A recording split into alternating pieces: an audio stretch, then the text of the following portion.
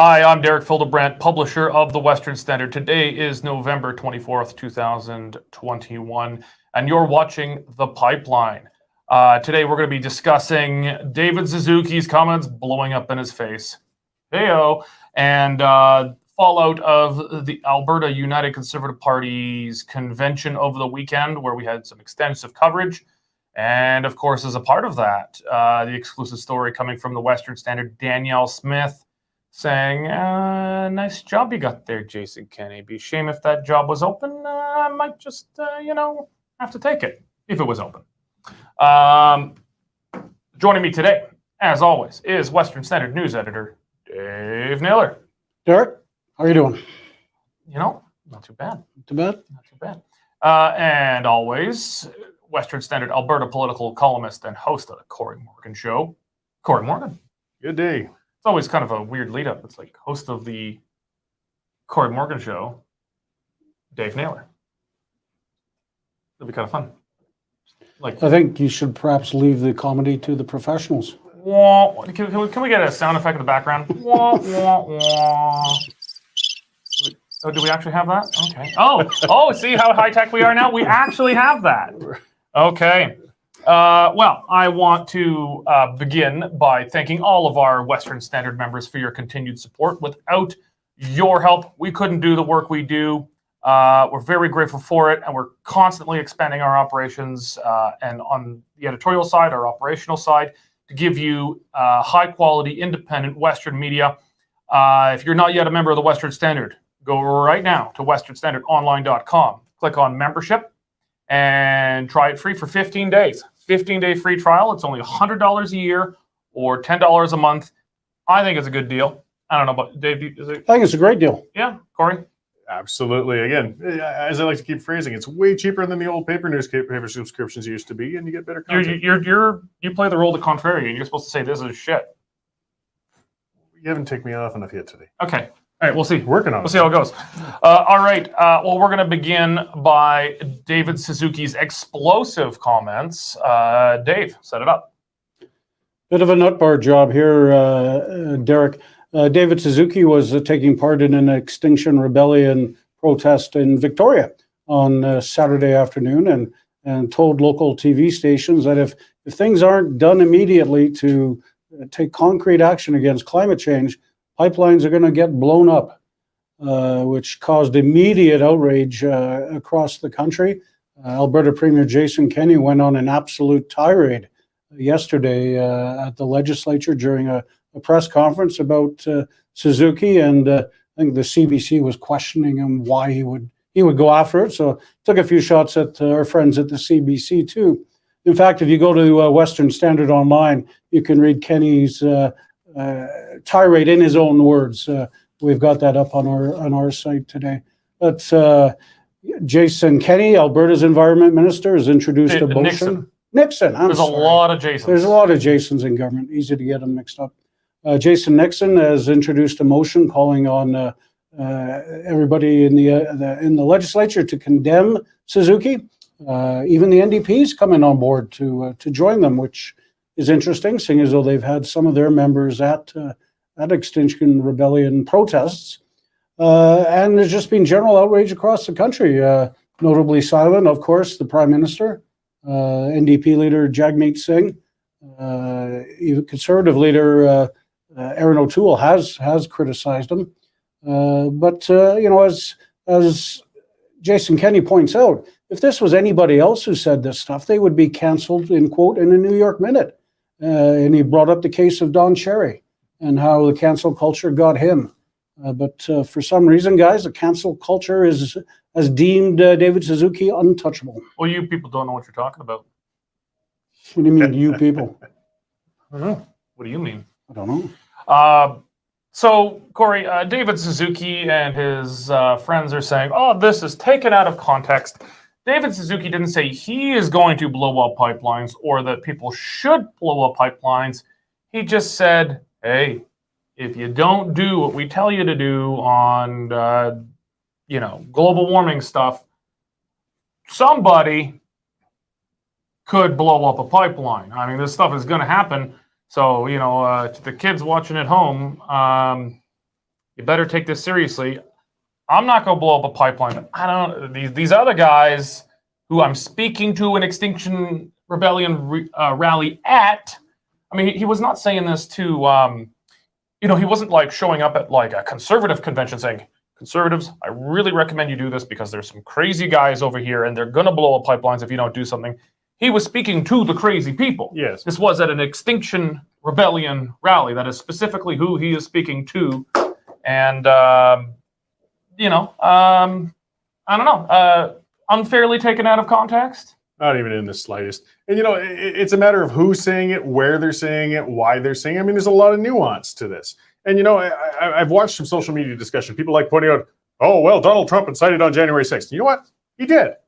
I was sitting up here that day. I remember when it was breaking. We were in the office and we're saying, holy crap, look what's going on over there. Everybody's waiting for Trump to speak. And then he comes out. And you're thinking he's going to calm things down. And no, he poured a bunch of gasoline on the fire. Now, he never said go out and riot. He never said go out and try and break into the Capitol building. And he never even, he didn't even indirectly say, some people might storm Congress. No, like if you guys don't. But he definitely helped feed that and infuriate further. He certainly fanned the flame. And as you said, this is a man who was at that time still the president of the United States.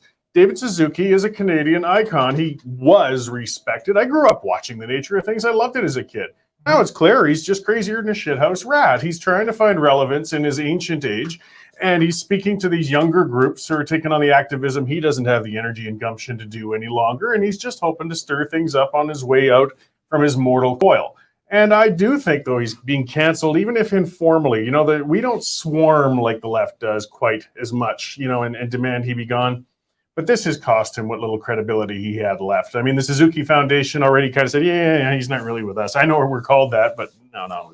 They're distancing themselves from him.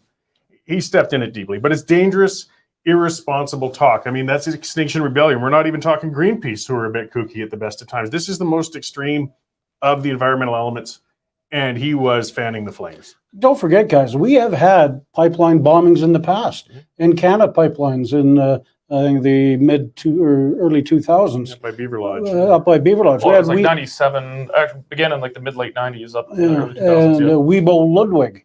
He was never charged with them, but he was certainly arrested and questioned about them before he died. So it has happened before. I think it's dangerous. So this is, as you said, Dave, this is coming before the Alberta has come before the Alberta legislature. They're going to vote on. It's a non-binding resolution. Just the legislature does this every once in a while. We're angry about something or we're happy about something. Let's vote on it. And in particular, I mean, governments like to put this forward to try and put an opposition in a funny, awkward position. That's the politics of it. And I can see why they're doing it because, I mean, the NDP are trying to appear reasonable and moderate to Albertans. They have a wickedly huge lead in the polls right now. But there are, at the very least, some very clear elements of the NDP, including their own caucus, that have been cozy, let's say, with Extinction Rebellion in the past. Janice Irwin, for example, she defended Extinction Rebellion being allowed to have things in the publicly funded classroom.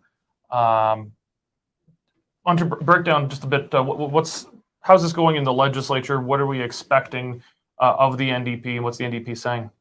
Well, the NDP really is not saying much at the moment. They haven't said anything in the ledge as far as I'm aware. And the motion, I believe, may go to a vote this afternoon. But a couple things about Extinction Rebellion. And this is actually a story I'm working on right now. Headline is Hypocrisy, Thy Name is Extinction Rebellion. These are guys who took over the high-level bridge in Edmonton on Monday, and they brought out a propane heater to keep themselves warm in the chilly autumn evenings. They weren't using solar panels? They weren't using solar panels. Last night in Calgary, about 80 of the protesters repeatedly stopped the green-friendly LRT, mass transportation system. And they had all these cars parked nowhere, idling, with just the drivers swearing at them. So in England, they sit in. They do sit-ins on major highways, major motorways, and they're really getting out of control in England. And it seems like they're stepping up their fight here. Well, in England, at least they're, I mean, as crazy as they're, at least you could see some congruity between, okay, well, cars emit emissions, so let's stop people from driving. Here, it's, well, let's stop people from using the electric, green-friendly LRT. And to keep ourselves warm, let's burn some good Fort McMurray oil sands propane. That'll learn them well, eh? Well, you know, these radicals, I think they are feeling some pressure because they're understanding that their own little case is getting undercut right now. I suspect there's more support in lower mainland BC for pipelines right now than there has been in 20 years, because now that they got rationed gasoline, they're facing a winter with infrastructure problems. They got that wake-up call to say, holy crap, this thing did provide something for us. It really does actually help our standard of living. Meanwhile, in the United States, old Joe Biden has suddenly realized, geez, if you shut down a major pipeline, the price of oil goes up. And he's getting beaten on by the Republicans over that right now. He's dipping into the emergency reserves. These environmentalists have made that false case that there is some alternative out there, a rational, realistic alternative to our current hydrocarbon setup. And there isn't. And now that we're seeing that get shut down in a few spots, the public at large, and that's what these environmentalists fear, are realizing, holy crap, we can't go without this stuff right now. And the radicals are going to be pushed to more extremes to push their case. And again, that's what makes it all the more dangerous when people like Extinction Rebellion are getting inflamed. Joe Biden can sniff the propane. That's just his diaper. Well, thank you. Was I bleeped? It's all about poop with you today, isn't it? I got a fecal. You know, just production. We're gonna put this program on a 10-second delay, like Don Cherry. We'll call it the Corey delay. The Corey delay. We need. This is. I don't know. Are we family friendly? We're mostly family friendly, as long as you don't listen to Corey. So parents watching at home, if you've got your kids nearby and it's not like on your earphones, just whenever Corey's talking, mute. And, you know, when you see Dave and I are back, it's normally kind of like his wife does with him. Oh. Shots fired. Mute. She's very skilled at ignoring me. Okay. Well, speaking of ignoring, let's talk about the United Conservative Party's annual general meeting or convention this weekend. Western Standard had extensive coverage there. I think we had five between staff and freelancers. We had five on the scene there, covering it all weekend.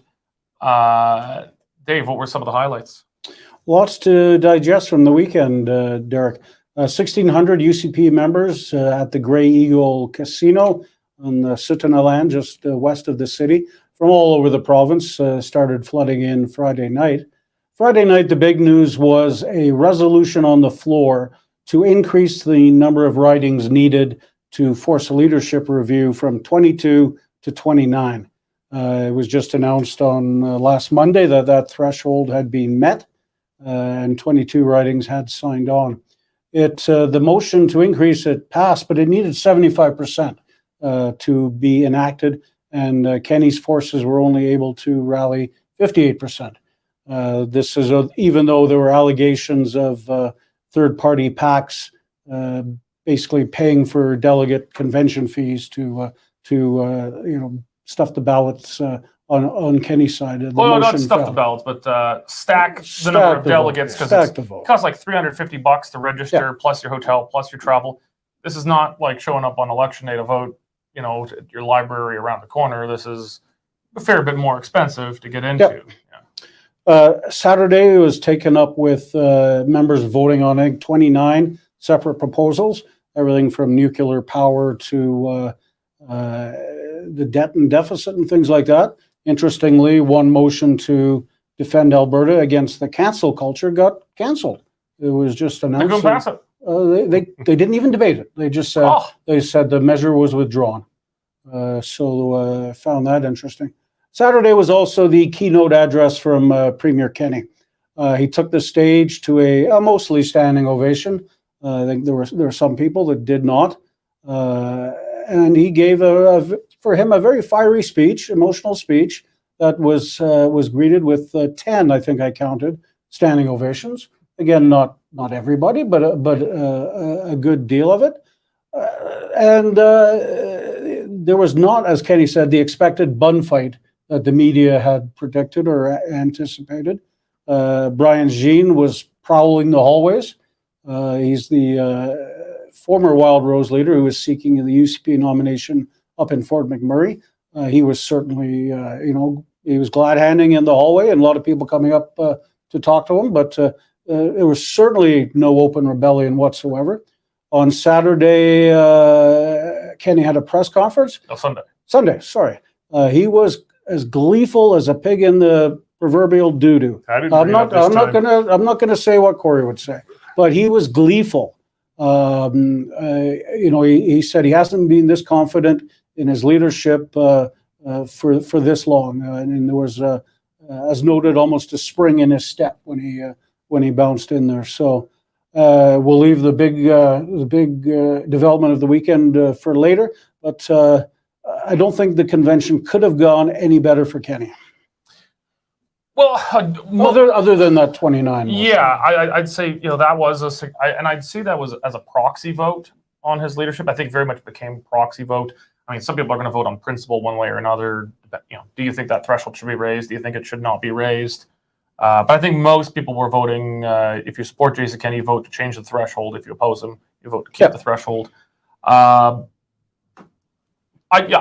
see that as a general proxy vote. But I mean, in politics, people say one thing behind closed doors and a very another thing on a convention floor. It's also like social media. People are real assholes to each other on Twitter because you don't even know who the people are. People are semi-assholes to each other on Facebook because you might know who the person is because they have a real person's profile. But in person, most Albertans, they're not assholes. So even if I'll put a caveat, I'm just as much an asshole in person. Yeah, you are consistently an asshole everywhere. I only play one. I think we're now PG-18. Yeah, I only play one on TV, so I tried. So I think that there were standing ovations where some people sat on their hands, minor heckling, not very much.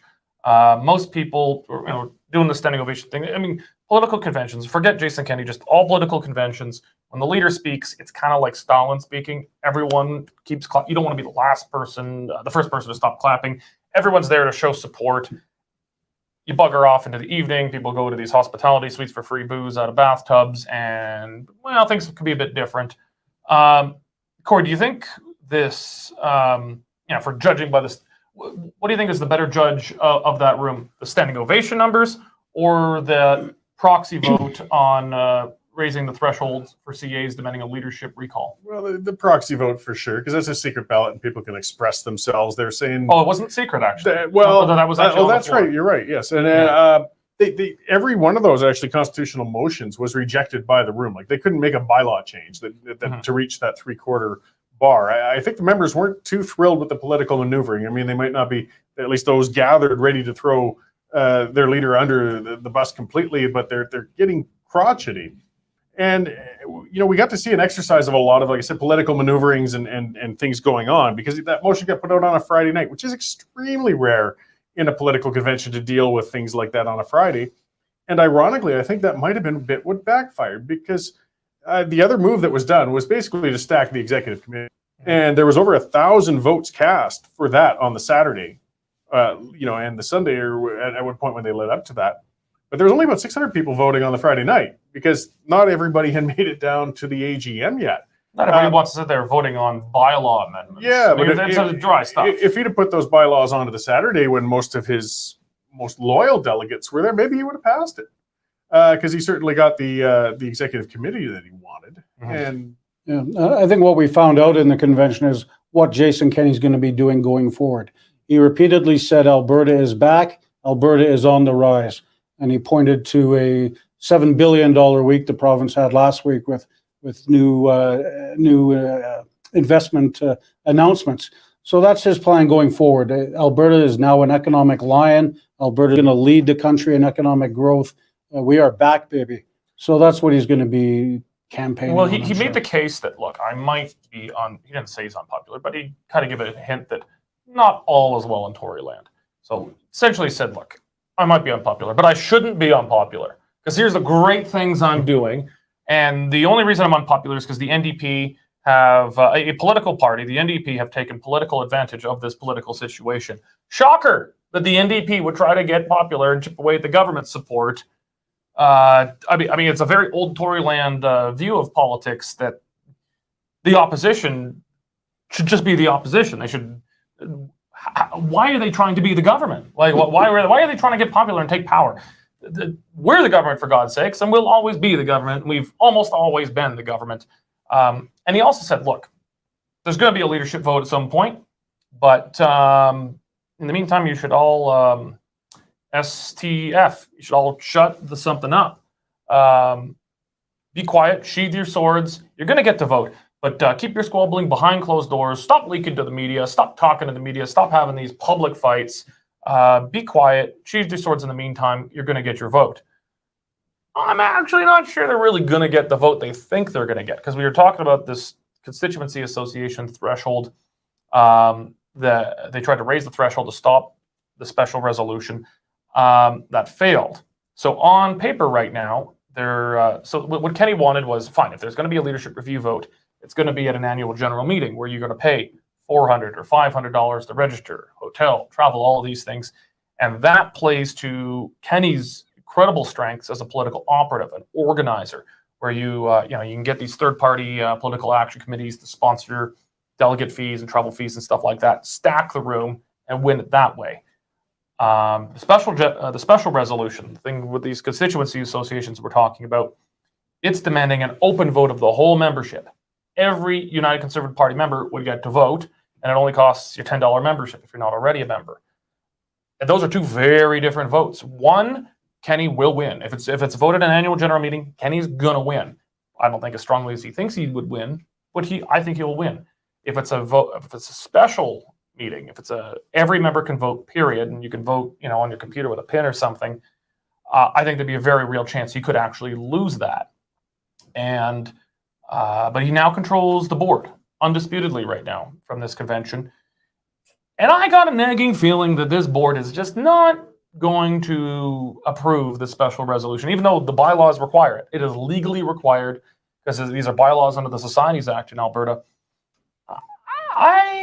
Corey, do you think the board of that party is going to accept that resolution, or are they going to find a comma that's off somewhere? Exactly. They're going to find a T that wasn't crossed, or they'll find a member of a constituency who said they didn't get a letter within the defined notice for their meeting to put the motion forward. You can always nitpick and find excuses. And realistically, it's inside baseball. A bunch of people will get loud and upset when this SGM doesn't happen, but the public at large really won't notice. Kenny bought himself. You don't think that would be the end of any grassroots supports he might have? Oh, I don't think he has much left anyway. And it would certainly infuriate the members on the ground at these constituency associations, but he hasn't shown much indication of respect for them. It's a lost cause as far as he's concerned, if he can just maintain this leadership. So, I mean, I suspect the Wild Rose Independence Party will suddenly gain a whole pile of constituency organizers because they'll throw their hands up in frustration. But then, we just go on to the political battles. Kenny remains as leader. This is my predictions anyways, going into an April review that he can stack and say, look at this, I got 85% support. Let's carry on into next year's election. I fear you're probably correct in your predictions. Well, speaking of leadership machinations and funny business, fun news. So we were sitting in, we had our press table there. We're sitting along, and we had our uncensored panel up. That's Danielle Smith, Bruce McAllister, Rob Anderson. And they were sitting on the floor of the convention. Their backs were to the stage, just facing our press table. And this was going on. I was trying to write my column. It was very noisy. I actually couldn't really hear what they were saying. But then I forget who it was. It may have been James or Corey. One of you tapped me on the shoulder and said, "Holy shit, Derek! Danielle Smith said she's going to run." I said, "What? Huh?" So James, why don't you? Let's just play that clip from Danielle Smith on the floor of the convention on her uncensored, Western Standard uncensored panel, and throw that to our viewers. I would feel like if the position was open that I'd have to run, just because I believe in unity, and this is the real issue, is that let's throw some names on the table because there's some good cabinet ministers. I believe Jason Nixon has demonstrated that he's got leadership potential. Doug Schweitzer has demonstrated leadership potential. Leela Ahir is clearly interested. Rajan Sani is clearly interested. Casey Madhu, the Justice Minister, would be a good candidate. And then on the outside, those who were involved in Wild West politics, Rob Anderson, Bruce McAllister, maybe me, Brian Jean. They're talking about federal names, Michelle Rempel-Garner, Ronna Ambrose. Here's the point. If you had 10 strong leadership candidates, each selling 20,000 members to win, now you have a party of 200,000 people going into the next election. That is a force that can turn things around. And that's the kind of rejuvenation that happens with a party leadership. But if we continue on this path, I think you're going to see struggle in motivation, not only the fundraising numbers, but the membership numbers, the willingness of people to come out and door knock. And that's what lends itself to the NDP winning. I would feel like if it was. All right. Well, that was Danielle Smith on the floor of the Alberta United Conservative Party's convention on the Western Standard Uncensored panel. As I said, I didn't hear it live, but as soon as someone tapped my shoulder, I went over, tapped your shoulder, and said, "Dave, we got a story to write."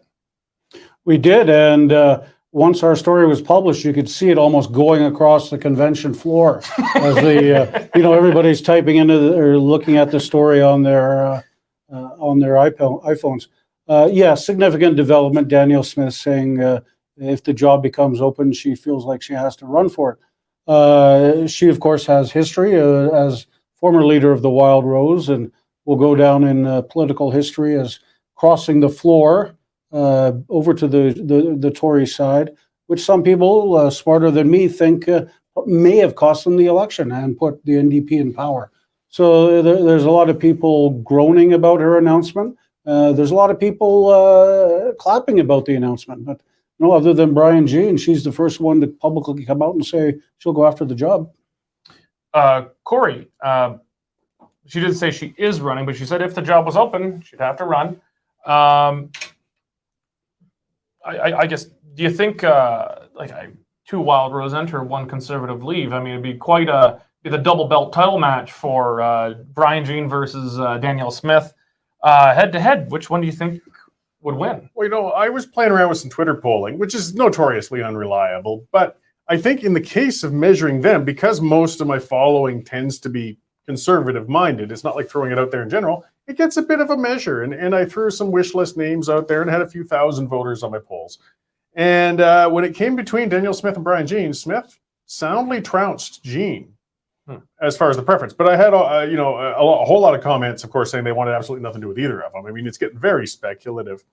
But I mean, a lot of it was very noteworthy. And Danielle made it clear too. She's a little different than Jean, and she's not saying I want Kenny out or I want to cause him to leave the leadership. She's just saying if it opened, I'd throw my hat in, which is still very noteworthy because people always wonder, is she ever going to get back into politics again? She's made it very clear, obviously, she's very interested in getting back into the ring, whether it's that route or through another one. And Danielle's no fool. She knows what she's saying and how it's going to be reacted. I think that was throwing it out there to chum the water, to get a feel for it, to see what the response was going to be.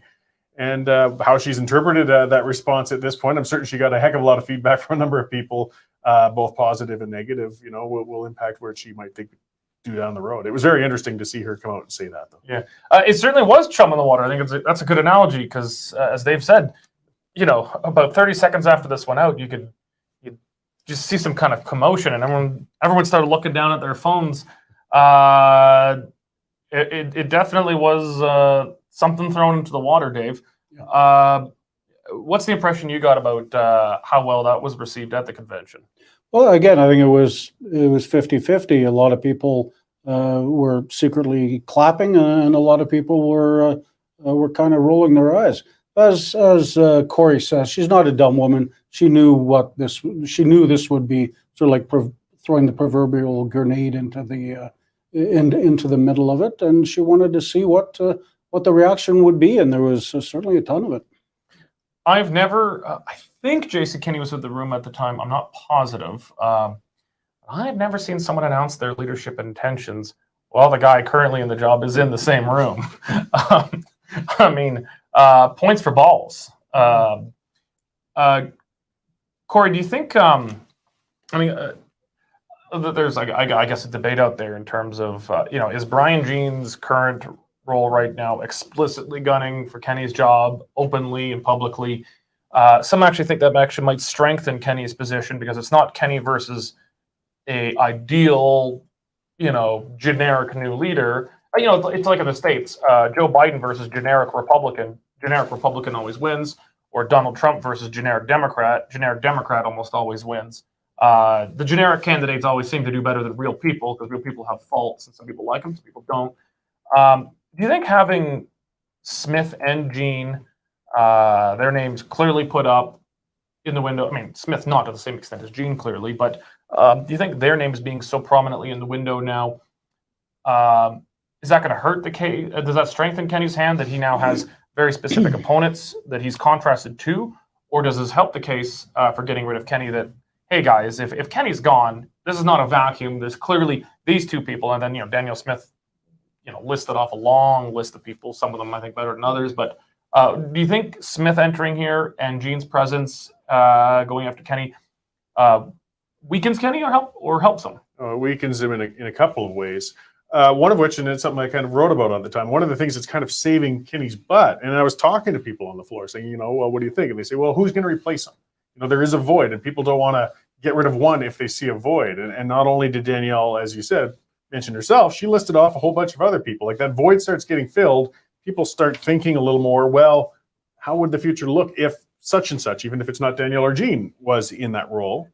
And that starts making them question whether they want to keep Kenny in there, as that deadline essentially comes to replace a leader starts to come in. And the other hazard now, though, again, with Jean being there, he probably will win that by-election if he gets into it. If you can't get Kenny out through the membership, you might get him out through the caucus. And now you've got this thorn in caucus who's not even trying to hide his intention to knock Kenny off that seat. He's trying to get in caucus. Yes. He's not going to get in that caucus. Well, there we disagree. I think he's going to make it. You could get into the legislature, but Brian Jean will not sit in Kenny's UCP caucus. What should we bet? I've been wrong, but with what I get paid, $5 is about the limit. Okay, we'll have to. I think it was Rob Anderson pointed out in the uncensored panel that if Jean gets in there, he may be able to break the bottleneck of we seem to have some MLAs openly complaining, but not enough for a full revolt, which we're always hearing about. And if Jean does get elected, he could. Which is why Kenny is not going to let him in. There's no way Jason Kenney lets him in. I mean, if he's okay, what if he wins the UCP nomination? Then he sits as an independent. He is not going to sit in the UCP caucus. I mean, as an independent is a big problem. Okay, so I guess we're going to talk the Jean thing now. It's not on the agenda, but we got to talk it. We got to talk this out because this is a real wild card playing out right now. Jean wants to get in. He wants to be the UCP candidate in Fort McMurray Lac La Biche. He wants to win the nomination, win the by-election, gets into the UCP caucus. That is not gonna. I'm not gonna say 0%, but I think it's damn close. I hope I might have to eat my words, but I really don't think I will. He's not gonna get in because Kenny knows that is look. He's got a bunch of grenades in the caucus. Jean's a nuke. Like it's over if Jean gets in there. It's just not happening. You've got a rival leader openly in the caucus who's probably got more friends in that caucus right now than Kenny does. Not gonna happen. Kenny is either just not gonna let him run for the nomination or Kenny. The party's candidate nomination committee, which is completely independent of the leader, is going to find a reason not to let him run. Or they're going to let him run, and then it'll be the most corrupt nomination race. These things are all notoriously corrupt when the leader's got a preference. Don't tell me the leader's not got a preference. The leader almost always has a preference, and in this one, he has a real presence. So they'll have to still stuff ballot boxes or do whatever they have to do. It'll be a wickedly corrupt nomination. And if Jean somehow still got through, Kenny would probably rather throw it to the NDP if he could. Because from Kenny's perspective, it's not a huge deal if the NDP actually won that. Like, it's not an NDP seat.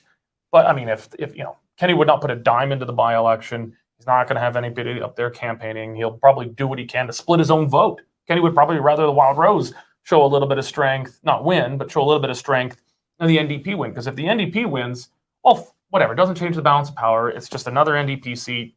It's a bad news story for a day, a couple days, you move on. But if Gene's there, I mean, his leadership's over. It's not happening. Well, I think that the UCP is worried about it.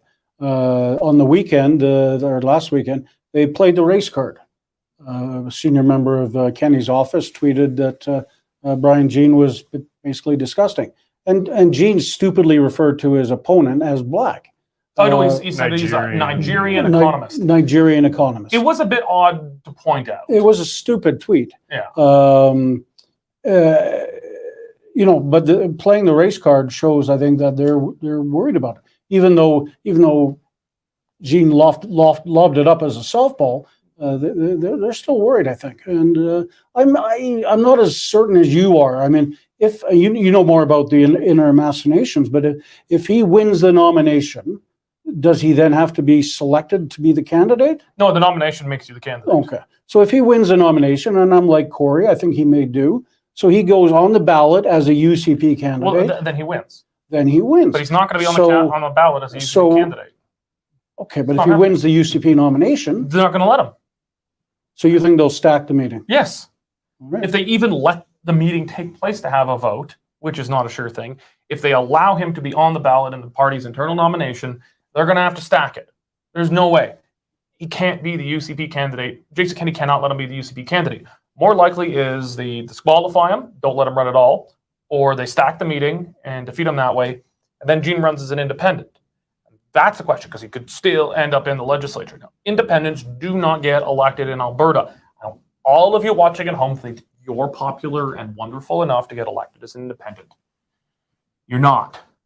You're absolutely not. The last independent elected in Alberta was in 1982, was Ray Speaker, and he had been the Social Credit Minister of Finance and Deputy Premier for like 20, 30 years, forever. And they didn't even have televised leadership debates for the Premier's job at the time. People actually elected. You all see you vote for your local candidate. You don't. The facts are there. You don't elect your local candidate. 5% of you at most do.